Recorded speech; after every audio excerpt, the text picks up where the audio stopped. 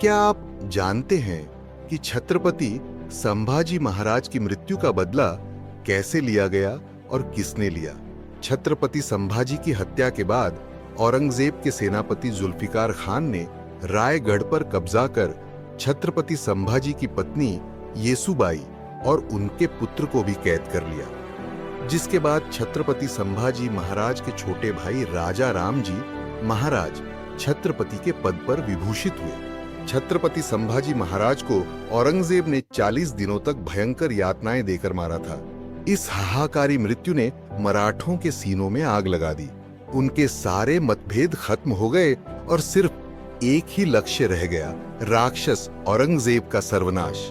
संगमेश्वर के किले में जब शूरवीर छत्रपति संभाजी अपने 200 साथियों के साथ औरंगजेब के सिपहसालार मुकर्रम खान के 10,000 मुगल सिपाहियों के साथ जंग लड़ रहे थे, उस वक्त छत्रपति संभाजी के साथ एक और बहादुर योद्धा अपनी जान की बाजी लगा रहा था, जिसका नाम था मालहोजी घोरपड़े।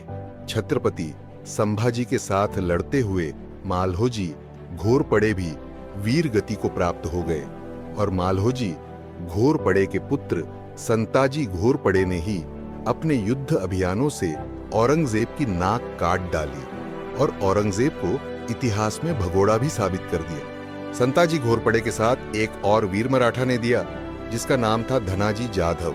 औरंगजेब को यकीन था कि छत्रपति संभाजी की हत्या के बाद मराठों का मनोबल टूट जाएगा, लेकिन वो उस वक्त हैरान हो गया जब तुलापुर में अचानक संताजी और धनाजी ने हमला कर दिया। औरंगजेब लाखों की सेना के साथ महाराष्ट्र के तुलापुर नाम की जगह पर अपना डेरा डाले बैठा हुआ था।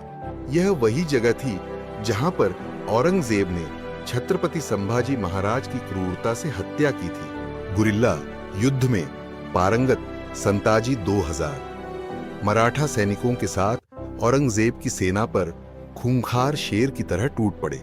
संताजी ने अपने साथियों के साथ गाजर मूली की तरह मुगलों को काटना शुरू कर दिया। इस युद्ध का वर्णन करते हुए मुगलिया इतिहासकार काफी खान लिखता है कि तुलापुर की जंग के बाद संताजी की दहशत मुगलिया सैनिकों के दिलों में घर कर गई थी। संताजी के सामने पड़ने वाला मुगलिया सैनिक या तो मार दिया जाता या कैद हो जाता।